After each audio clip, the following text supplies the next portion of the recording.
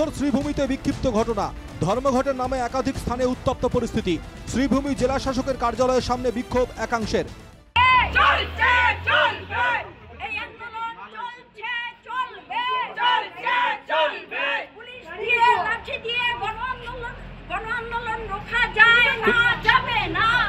Police এসে প্রতিবাদকারীদের টেনে হিঁচড়ে নিয়ে যায়।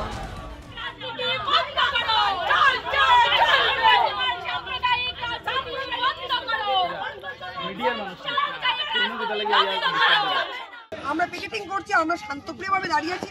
প্রতিষ্ঠান কেউ আসেনি, যারা আসবে তাদেরকে বলবো যে আপনারা ঘুরে যান। আমরা সেই উদ্দেশ্য নিয়ে দাঁড়িয়েছি। তার মধ্যে এই আরএসএস বিজেপির গুন্ডাগিরিরা এসে আমাদের উপরে অ্যাটাক করছে, মহিলাদের নির্যাতন করছে, মারছে, টর্চার করছে। আমরা বারবার ওদের কাছে অনুরোধ করছি আপনারা পুলিশ ডাকুন, পুলিশ পিকেটারকে অ্যারেস্ট করে নেবে, সেটাই গণতান্ত্রিক পদ্ধতি। ভারতবর্ষে গণতান্ত্রিক রাষ্ট্র, সেখানে প্রত্যেকের মত প্রকাশ করার অধিকার আছে। আমরা মনে করি করিমগঞ্জ না সেখানে থাকা প্রয়োজন, সেই দাবিতে আমরা আন্দোলন করছি। উত্তর করিমগঞ্জের সাদারাশিতে উত্তেজনা, লাঠি হাতে মুখোমুখি বন্ধ সমর্থক ও গেরুয়া বাহিনী।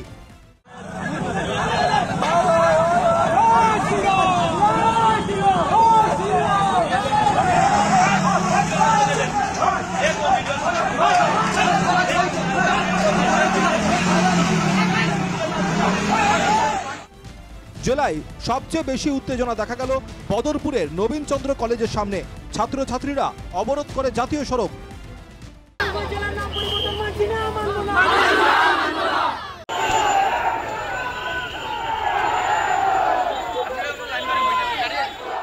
একসময় পরিস্থিতি উত্তপ্ত হয়ে ওঠে। পুলিশকে লক্ষ্য করে ছোড়া হয় ইট পাটকেল। পরিস্থিতি নিয়ন্ত্রণে লাঠি চার্জ করে পুলিশ।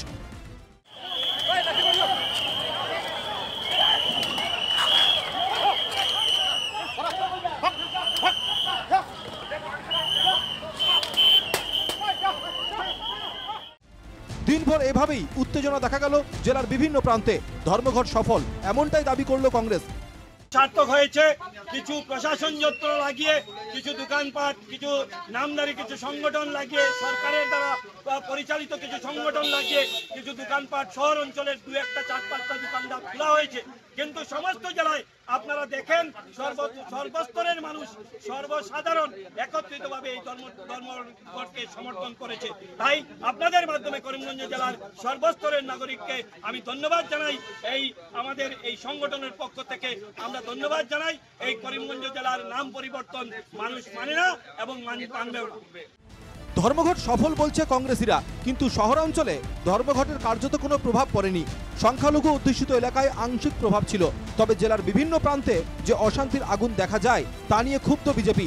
সাংবাদিক সম্মেলনে শীর্ষ বিজেপি নেতা মিশন রঞ্জন দাস বলেন, অশান্তির আড়ালে ছিল মৌলবাদী শক্তি, ওরাই সবচেয়ে বড় সাম্প্রদায়িক। এবং এটার সঙ্গে এখন আশঙ্কা করেছিলাম যে তাদের এই সাধারণ ধর্মঘটের পেছনে একটা মৌলবাদী শক্তিও আছে। সঙ্গে কংগ্রেস যুক্ত হয়েছে, সঙ্গে তৃণমূল যুক্ত হয়েছে। আজকে এই চিত্রগুলো সামনে এসেছে। মৌলবাদীরা যারা বলে আমাদের সরকার সাম্প্রদায়িক মনোবৃত্তিতে এই কাজ করেছে, এই জেলার নামাঙ্কিত করেছে, আসলে ওরাই সাম্প্রদায়িক। আজকে তো আমি অনেক জায়গাতে ভিডিও আমি দেখেছি, যারা আমাদেরকে গালি দিয়ে ওরাই আসলে সাম্প্রদায়িক। তারা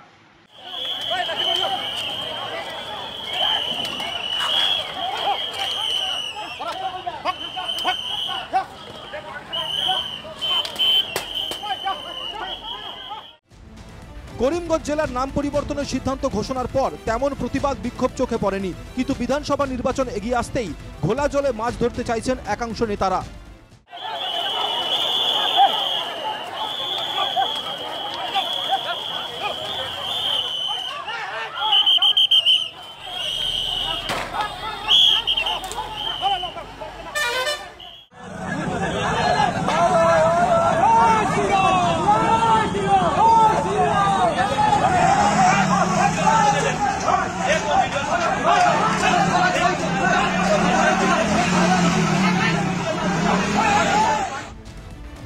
শ্রীভূমি থেকে মিষ্টি দত্তের রিপোর্ট, NKTV বাংলা।